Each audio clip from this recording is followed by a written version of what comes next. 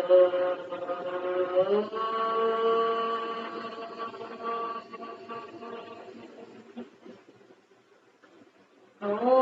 भूर्भुवः स्वः तत्सवितुर्वरेण्यम् भर्गो देवस्य धीमहि धियो यो नः प्रचोदयात्. Grab your both palm. Put your palm on your eyes. Now open your eyes. Okay. So we'll start the class. हमने पिछले क्लास में क्या पढ़ा था भाई, बता दीजिए मुझे. क्या पढ़ा था पिछली क्लास में?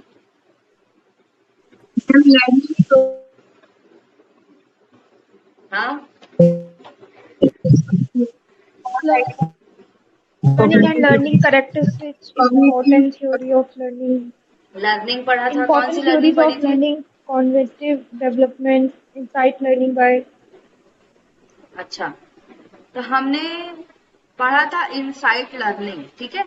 इनसाइट लर्निंग क्या होती है भाई? What is insight learning?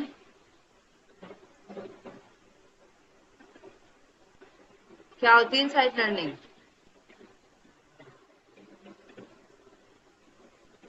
बताइए. नहीं पता?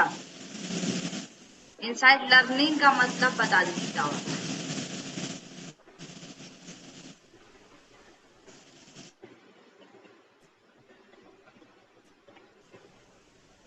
बताओ. मैम इसमें जो किसी भी प्रॉब्लम का सोल्यूशन,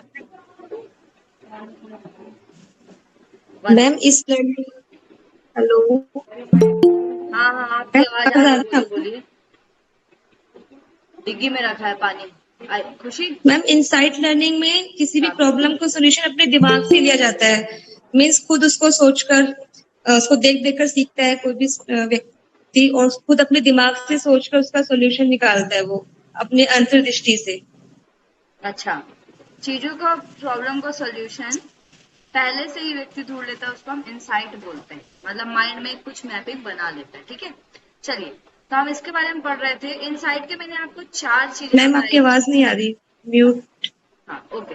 इनसाइट में मैंने आपको 4 स्टेप बताए थे. कौन कौन से मुझे बताएंगे? Yes ma'am. PIV. Prediction, incubation, insight और verification. Insight and verification. आप लोग बहुत धीरे बोल रहे हैं या मेरे को ही आवाज धीरे आ रही है? थोड़ा सा तेज बोलिए, आवाज नहीं आ रही है. थोड़ा तेज बोलिए. फिर से बोलिए एक बार. मैम 4 मैम इसकी 4 स्टेजेस थे: प्रिपरेशन, इंक्यूबेशन, इनसाइट और वेरिफिकेशन. ठीक है. चलिए, तो हमने ये पढ़ा था. मैंने आप लोगों को 4 स्टेजेस बताई थी. किनकी बताई थी? कॉग्निटिव डेवलपमेंट की. किन्होंने दिया है stage of cognitive development? Jean पियाजे. ठीक है. जीन पियाजे. हाँ, तो हमने इनकी 4 स्टेज पढ़ी थी. कौन कौन सी है? फर्स्ट स्टेज कौन सी है? Sensory motor. Very good. Sensory as motor. Group क्या है सेंसरी मोटर का? 0 to 2 years. 0 to 2 ईयर है एज ग्रुप सेंसरी मोटर का. ठीक है. प्री ऑपरेशनल का कितना है? 2 to 7 years. Formal 2 to operation का? 7. 11 years above. 11 years old. Very. And चलिए, आज हम पढ़ेंगे नेक्स्ट जीन पियाजे के बाद. अच्छा, जीन पियाजे के बाद मैंने आप लोगों को मल्टीपल इंटेलिजेंस ऑफ गार्डनर बताया था. क्या है multiple intelligence of Gardner? Ma'am इसमें all people have different kind of intelligence. हर व्यक्ति का अलग अलग इंटेलिजेंस होता है. इसमें आपने मैम 8 स्टेप्स बताए थे. हाँ, कौन कौन से? 8 स्टेप्स. Ma'am traditional psychometric. इसमें आप स्टेप याद नहीं भी करोगे तो चलेगा, बस आपको 8 याद होने चाहिए. ठीक है. तो आप इनको कैसे याद रखोगे? आंख से स्टार्ट करेंगे. तो कौन सा है? आंख से क्या था? Visualization. स्पेशियल. ठीक है. दूसरा वर्बल. वर्बल. Good और communication. Intrapersonal, intrapersonal, self understanding, intrapersonal, logical, दूसरों से समझना, लॉजिकल, मैथमेटिक, खुद को सही प्रूव करना, लॉजिकल थिंग्स बताना, okay, musical, sound knowledge, kinesthetic and spatial, naturalist. Very good. Spatial. और नेचुरल, जो आसपास की चीजों से हम सीखते हैं, नेचुरल चीजों से सीखना। ओके, ठीक है। तो इस तरीके से 8 से 9th मैंने बताया था एग्जिस्टेंशियल, जो यूज हो सकता है या आगे उसको ऐड किया जा सकता है, ठीक है। अब हम पढ़ेंगे नेक्स्ट कौन कौन से हैं। तो मैं आप लोग को स्क्रीन प्रेजेंट करूंगी, मुझे बताइएगा हो रही है या नहीं हो रही है।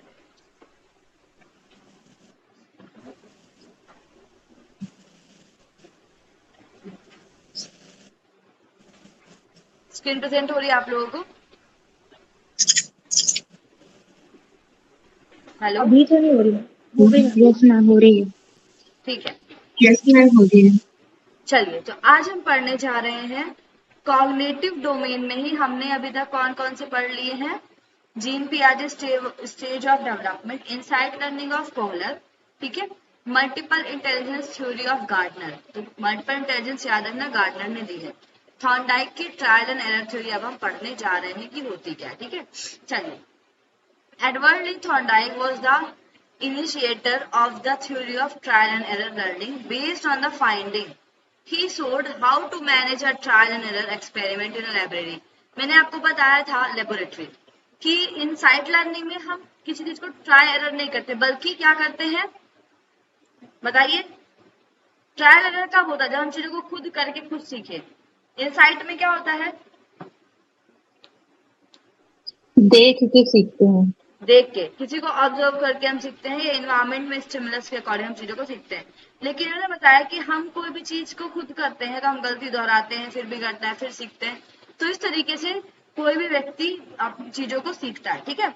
When no ready-made solution to the problem is available to the learner, जब किसी भी लर्नर के पास कोई भी तरीके का रेडीमेड सोल्यूशन नहीं हो। रेडीमेड मतलब बना बनाई चीज, जैसे कि अगर मान लीजिए मैंने आप लोगों को कल बताया था चाय बनाने वाला, है ना, कि अगर हमारे पास मिल्क नहीं है तो हम क्या बना लेंगे? काली चाय बना लेंगे।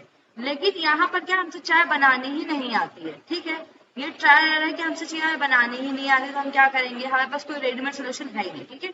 तो हम ट्राई करेंगे कि पहले भैया क्या डलता है, पहले चाय डलेगा कि चीनी डलेगा कि पहले गैस चालू करेंगे, पता नहीं है, ठीक है।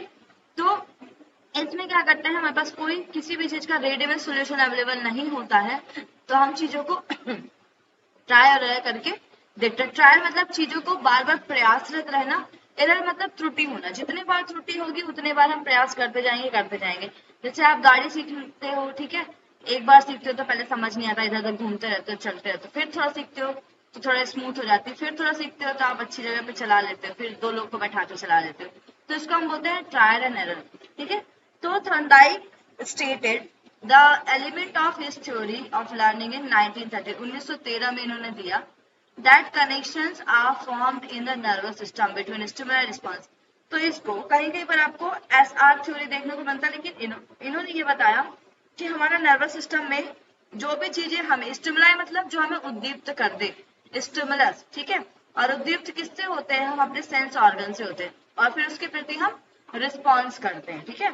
तो nervous system between stimuli and response, these connection form are illustrated by the symbol S and R. इसको हम S और R बोलते हैं, मतलब stimulated stimulus और response, ठीक है। Another word used to describe this connection is word bond and hence. Bond मतलब चीजों को करना और फिर उसके बाद उसको प्रूफ कर देना।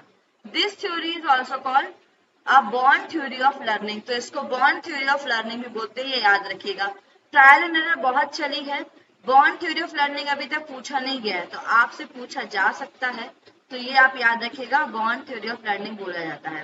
Thorndike has written learning is connecting, इन्होंने बताया कि लर्निंग क्या होता है? Connecting. The mind is man's connection system, जो ब्रेन होता है वही चीजों को समझा रहा है। जैसे मैंने आपको बताया था कि हमारी ज्ञानेंद्रिय कर्मेंद्रिय होती है, उनको चलाने के लिए एक जो होता है हमारा राजा, वो कौन होता है? मन होता है, ठीक है। तो मन ही हमारे एक कनेक्शन सिस्टम है, यहीं पे चीजें जाती हैं, यहीं से ही रिस्पॉन्स होता है, और लर्निंग के द्वारा हम जितना करते हैं चीजों को उतना कनेक्ट कर पाते हैं। इसमें देखिए इन्होंने क्या किया, एक the hungry cat was put inside a cage, इसमें एक कैट है, बिल्ली है, इसको एक केज के अंदर डाल दिया गया, ठीक है। और इसको भूख लगी थी, तो इन्होंने क्या किया, जो फूड है वो बाहर रख दिया, ठीक है। अब इसमें इन्होंने क्या किया, अगर ये लीवर को प्रेस करेगी, लीवर मतलब एक तरीके का दरवाजा, इसको जब प्रेस करेगी तभी ये जो ट्रैप डोर है ये ओपन होगा, ठीक है।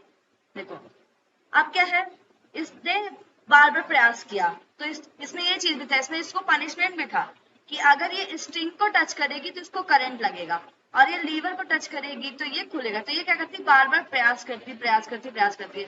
तो जब ये लीवर खोल लेती है या लीवर पे टच करती है, तब ये दरवाजा जो है वो खुल जाता है। आप देखिए ये लीवर का यहाँ से क्या लगा हुआ है, ये रस्सी लगी हुई है, ठीक है।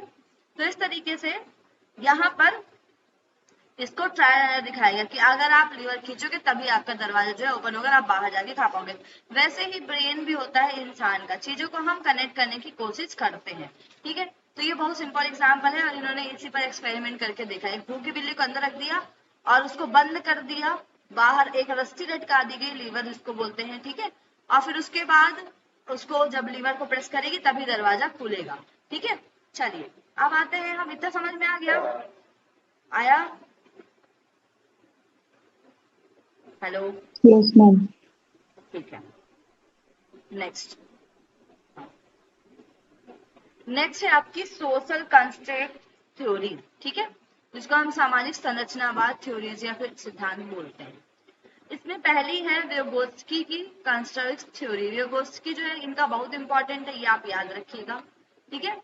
Vygotsky theory states that knowledge is co-constructed and that individual learn from one another. Knowledge जो होती है को कंस्ट्रक्टेड होती है, मतलब कि इसको हम पहले से कहीं ना कहीं बनी होती है, लेकिन हम दूसरे के द्वारा सीखते हैं। It is called social constructive theory because in Vygotsky opinion the learner must be engaged in the learning process by being intrinsically motivated. इसमें इन्होंने एक चीज की बात बताई, देखिए सोसाइटी में बहुत सारे लोग रहते हैं, ठीक है। अब आप, इन्होंने सोसाइटी पे फोकस किया। अब सोसाइटी में बहुत सारे लोग रहते हैं, आप मान लीजिए क्लास में है, क्लास में 5 लोग हो, ठीक है।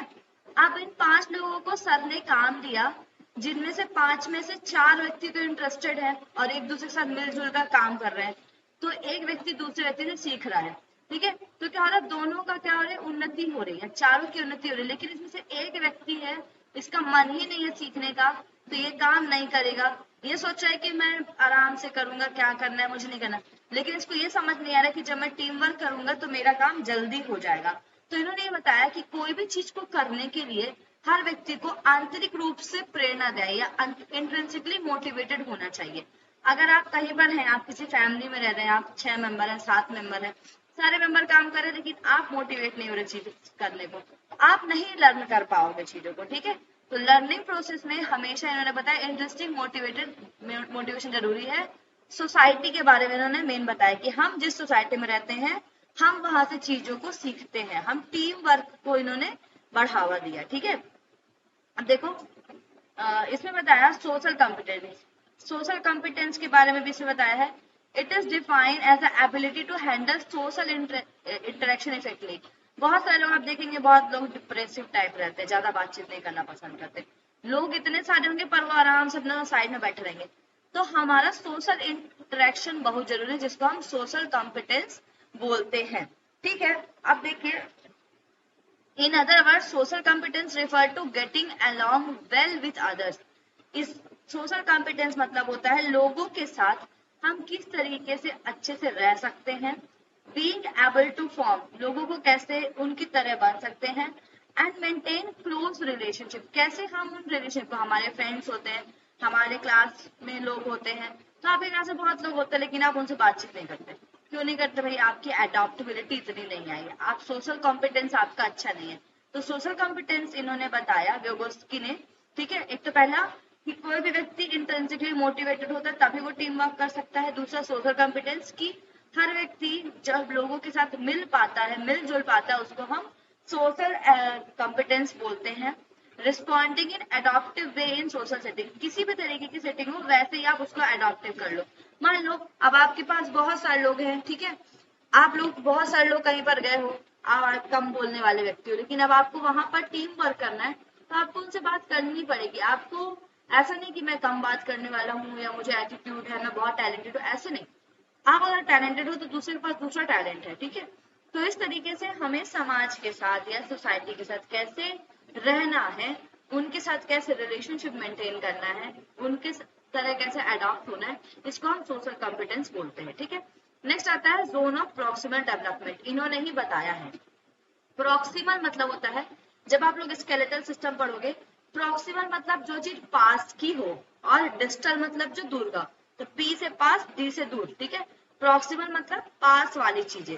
इसमें क्या बताया गया, the zone of proximal development refers to the difference between what a learner can do without help and what he and she can achieve with guidance। मतलब कि आप मान लीजिए किसी टीचर के साथ रह रहे हैं, ठीक है, और आप टीचर जैसे क्लास लेते हैं, मान लो मेरे साथ मेरी एक स्टूडेंट रहती थी पहले, ठीक है, तो मैं क्लास पढ़ाती थी, वो सुनती थी, उसको चीजें समझ में आती थी। इसमें बताया गया कि व्यक्ति बिना मदद के कितना काम कर सकता है और किसी के गाइडेंस के साथ वो कितना अच्छा काम कर सकता है। गाइडेंस मतलब अच्छा अगर पार्टनर है तो अगर आपका सीनियर है, आपके सीनियर आपके साथ रहते हैं तो आप उनसे कुछ ना कुछ सीख सकते हो। तो इसका मतलब है जोन ऑफ प्रॉक्सिमल डेवलपमेंट। आप जितने ज्यादा एजुकेटेड और जितने अच्छे एक्सपर्ट्स के साथ रहोगे, जितने अच्छे गाइडेंस में रहोगे, उतना आप सीखोगे और उतना आप अचीव कर पाओगे।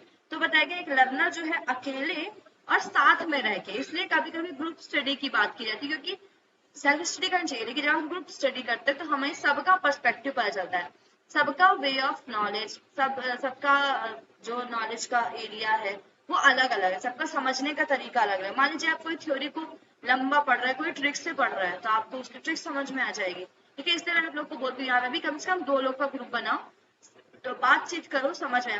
पूरे दिन नहीं बातचीत करना, थोड़ा टाइम खुद को भी देना, ठीक है। लेकिन अगर आप लोगों के साथ गाइडेंस में अच्छे गाइडेंस, ऐसा नहीं कि सेम लेवल के लोगों के साथ, अगर आप फर्स्ट पेपर में अच्छे हो तो आप सेकंड पेपर में अच्छे वालों के साथ रहो। ऐसा नहीं कि दोनों केवल सेकंड में अच्छे, फर्स्ट में दोनों लल्लू हैं, ठीक है, ऐसा नहीं। दोनों को एक अगर एक में अच्छा है तो दूसरा दूसरे में अच्छा होना चाहिए। इस तरीके से स्किल्ड पार्टनर से आप रहोगे तो आप ज्यादा सीख पाओगे, ठीक है। इसमें लिखा गया लर्नर कैन डू अनएडेड। अगर व्यक्ति बिना कुछ किसी के साथ करता है तो वो बस इतना पार्ट कर पाता है, बहुत छोटा, ठीक है। दूसरा बताया गया zone of proximal development learner can do with guidance. जब वो किसी के गाइडेंस में करता है तो वो चीजों को ज्यादा समझ पाता है, और अगर वो अलग रहता है तो वो कुछ भी नहीं कर पाता, ठीक है। अगर वो सब चीजों से अलग रहता है तो वो कुछ भी नहीं कर पाता। तो ये बताया गया thus the proximal refers to those skills that the learner is close to mastering। कि व्यक्ति जो है चीजों को किस तरीके से समझ रहा है, प्रॉक्सिमिटी उसे बोला जाता है। इसको ये जोन ऑफ प्रॉक्सिमल डेवलपमेंट भी बोलते हैं, ठीक है। इतना समझ में आया? Hello, yes ma'am. ठीक है, चलिए एक सेकंड में। अब हम बात करते हैं नेक्स्ट आगे।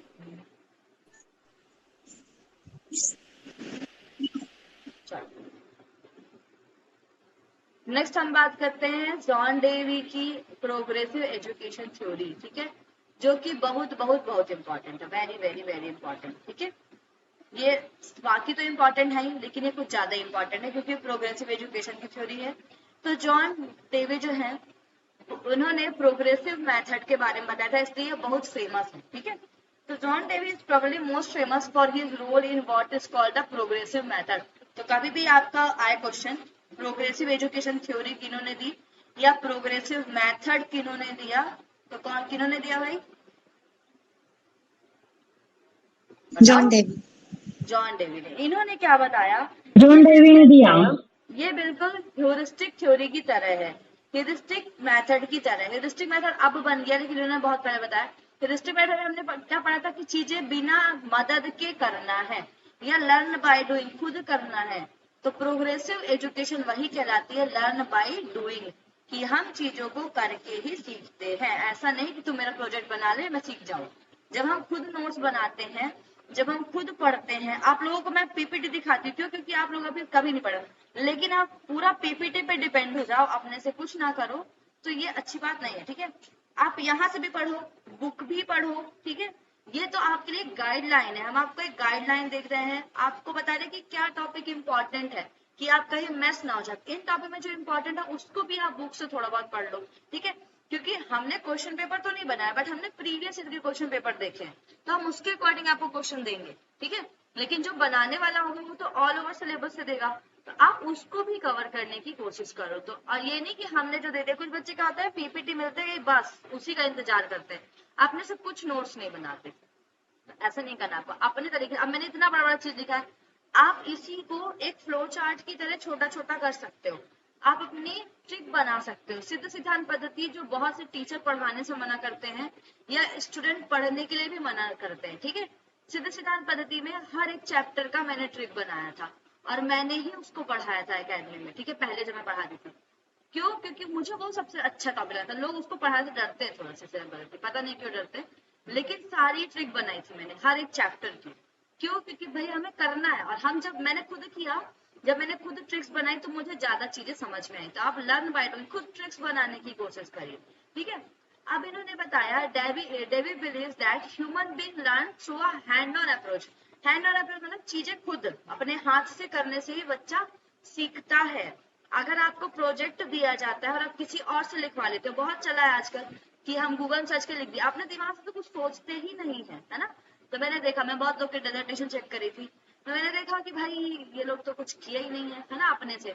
तो थोड़ा बहुत जब आप खुद कार्य करते हो, भले थोड़ा करो, ग्रामेटिकल मिस्टेक होगी, कुछ मिस्टेक हो, लेकिन आप खुद करोगे तो आप एक्सप्लेन अच्छा करोगे।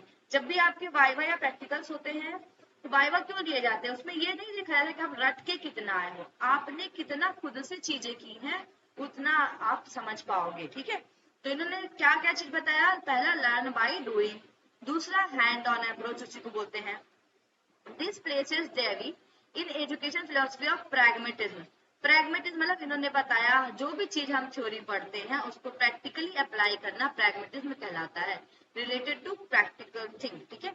This place Dewey in educational philosophy of pragmatism. Pragmatism believe that reality must be experience. उन्होंने बताया कि कोई भी चीज अगर सत्य है तो उसको हमें एक्सपीरियंस करना चाहिए, उसका अनुभव करना चाहिए, ठीक है। अगर आप मानते हैं कि भगवान है तो आप भगवान को भले ना देख, लेकिन उनकी एनर्जी को महसूस करिए, ठीक है। मैं देखती हूँ बहुत आजकल सनातन के नाम पे लोग करते हैं, ऐसा नहीं, मैं किसी को पॉइंट आउट नहीं करूंगी, लोग करते हैं कि भाई सनातन सनातन, और हर जगह लिखते हैं कि गीता में ये बोला गया वो बोला गया, लेकिन कभी पढ़ो तो गीता, उन्होंने खुद भी गीता नहीं पढ़ी होगी कभी, ठीक है। और स्टेटस ऐसे करते हैं गीता में भगवान ने ये बोला, भगवान ने वो बोला। तो these things are not authentic. मतलब अगर आप कुछ कर रहे हो, अगर कहीं पर लिखा है तो वहां तक जाओ कि सच में वहां लिखा है क्या, ऐसा है ना। ऐसा नहीं कि कुछ भी जैसे स्टेटस लग गया कॉपी पेस्ट मार दिए, ऐसा नहीं होता, ठीक है। तो reality must be experience. Student must interact with their environment in order to adopt and learn.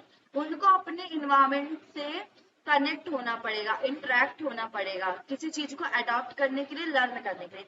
Hostel में रहने को क्यों बोला जाता है? जब भी कोई बच्चा हॉस्टल रहता है तो वो जितना अनुशासन सीखता है, अगर वो स्टार्टिंग फेज में सीख गया तो बाद में वो लाइफ में बाहर भी रहेगा ना, तो वो कहीं ना कहीं अडॉप्टेबिलिटी उसके अंदर आ जाएगी, अनुशासन की कैसे रहे, ठीक है। बच्चा स्टार्टिंग में अगर आप बचपन से ही उसको बहुत ज्यादा ऐसा माहौल देते, बहुत ज्यादा पैम्परिंग करते, तो वो हमेशा पैम्पर्ड रहेगा। तो हमेशा एक टर्म है, एक आंख सुधार की एक आंख दुलार की, मतलब कि अगर आप किसी को बहुत प्यार कर रहे हो तो उसके लिए एक क्रिटिकल थिंकिंग भी रखो, क्रिटिकल अप्रोच भी रखो। और ये चीजें कब होती है? जो हम एनवायरमेंट को जानते हैं, क्योंकि हमें पता है हम तो घर में सेव कर सकते हैं किसी को, बाहर आप नहीं कर सकते। तो हर चीज को बोल्ड बनाने की कोशिश करना, इंटरेक्ट होना है एनवायरमेंट से। Teacher and student must learn together. ऐसा नहीं कि हर टीचर के पास बहुत नॉलेज हो, स्टूडेंट, क्योंकि अभी न्यू जनरेशन चल रही है। अब जैसे मैंने दिया जेआरएफ का एग्जाम, मैंने 3 साल पहले दिया है, 2 साल पहले दिया, तो मैं केवल एक टॉपिक में अच्छी हो सकती हूँ, लेकिन और जो टॉपिक है उसमें शायद स्टूडेंट अच्छा हो, है ना। तो हम उनसे भी सीखते हैं, ऐसा नहीं कि मैं जो बोली वो सही, और ये मैं कभी नहीं मानती कि मैं जो बोली वो सही होगा। मैं स्टूडेंट की अप्रोच लेती हूँ, भाई हाँ ठीक है आप गलत, मुझे लगता है कि मैं गलत होंगी तो मैं क्रॉस चेक भी करती हूँ चीजों को, ठीक है।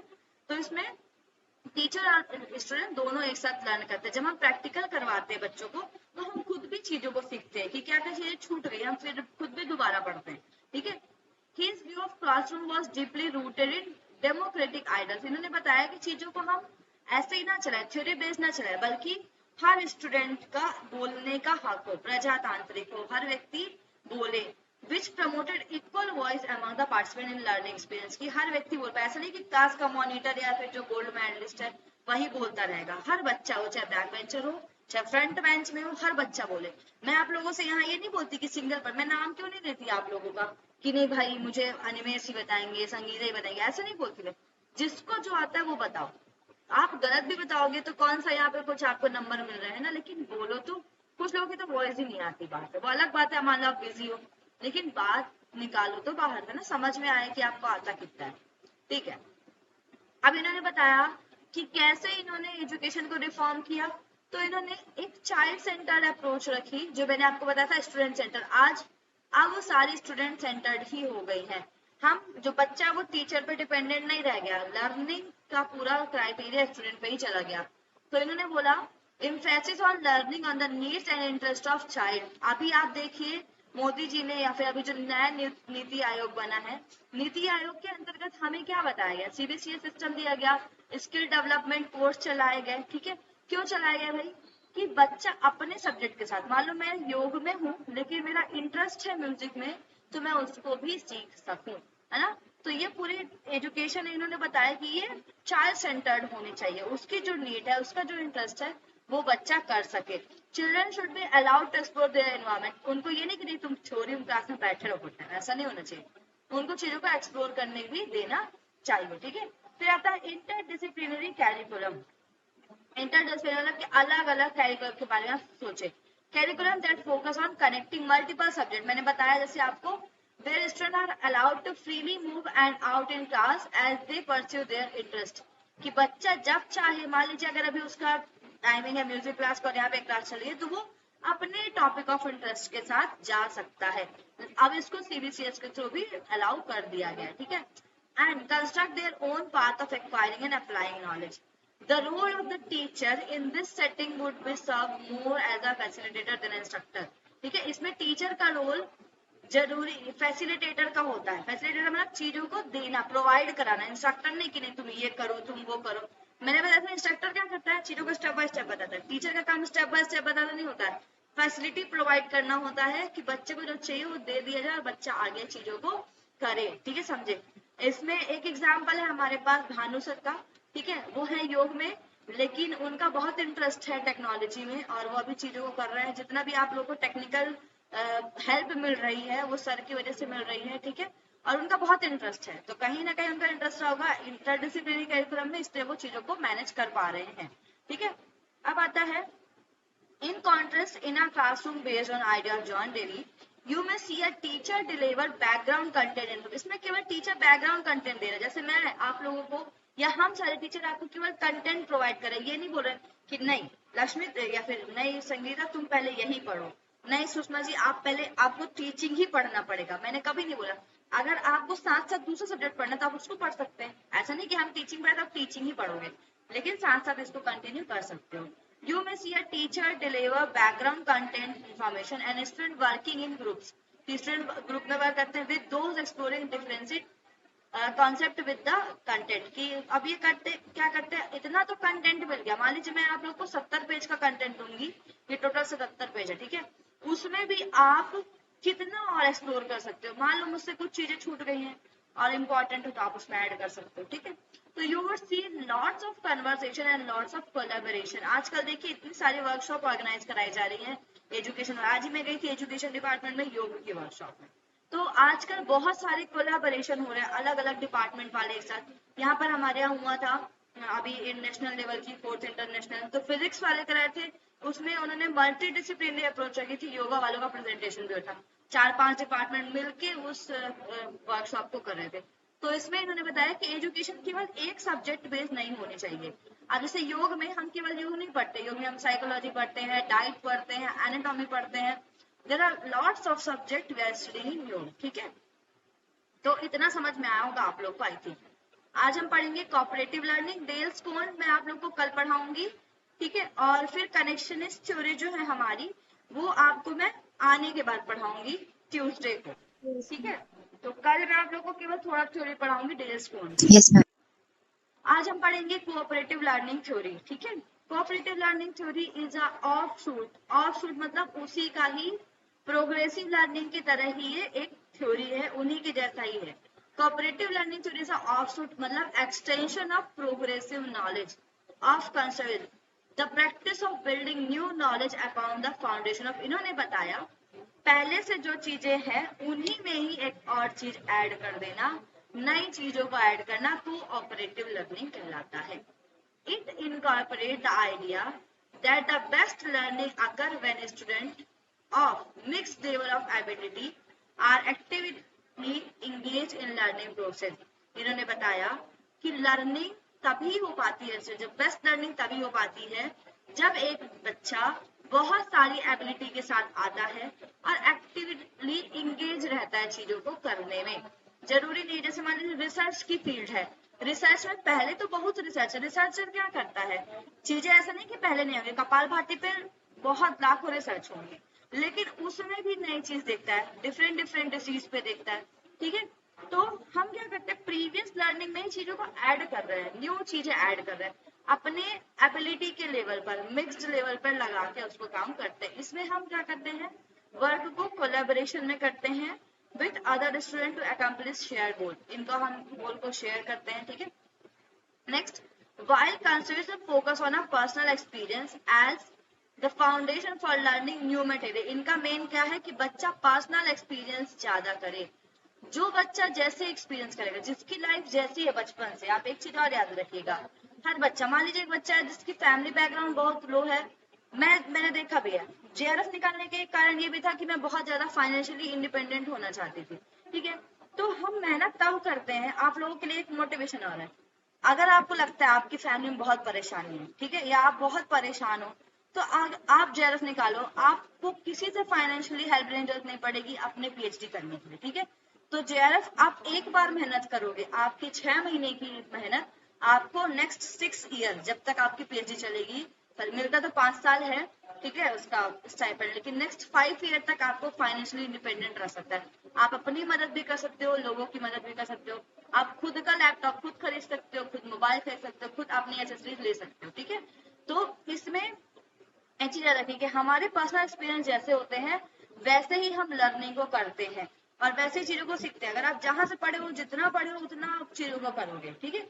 तो आप अपने एक्सपीरियंस के द्वारा अपनी चीजों को ही न्यू मटेरियल को ऐड करते हो। Cooperative utilises not only the student own experience, इसमें केवल देखिए, इसमें बताया गया जो कंस्ट्रक्टिव थ्योरी थी पहली वाली, उसमें केवल पर्सनल एक्सपीरियंस की बात की गई थी, है ना।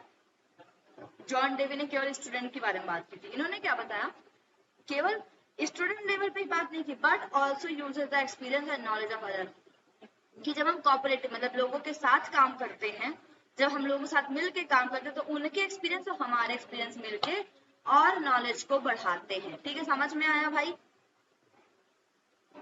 हेलो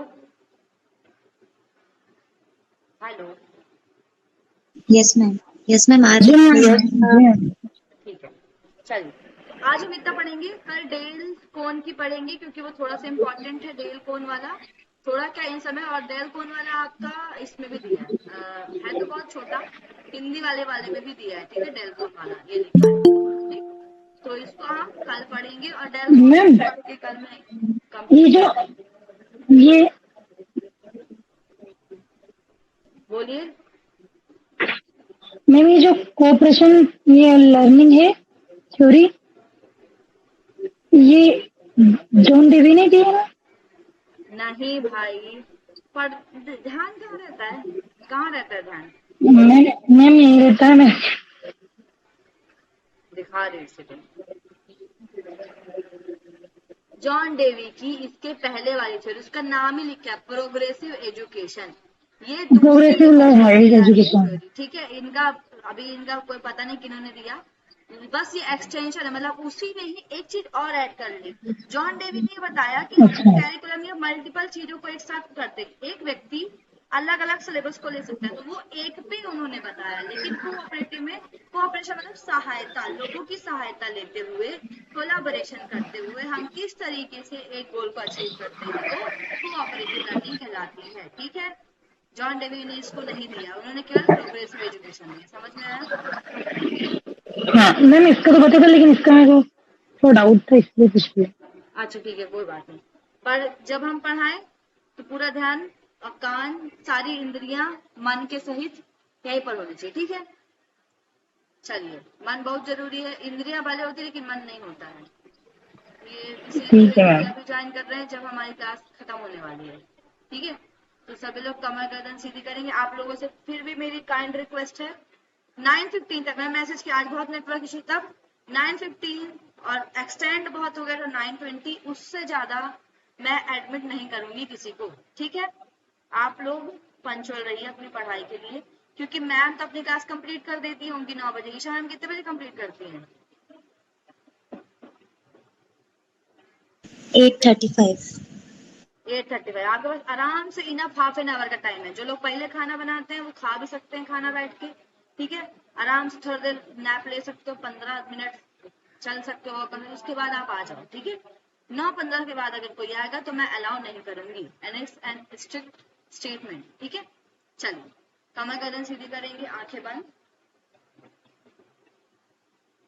ओम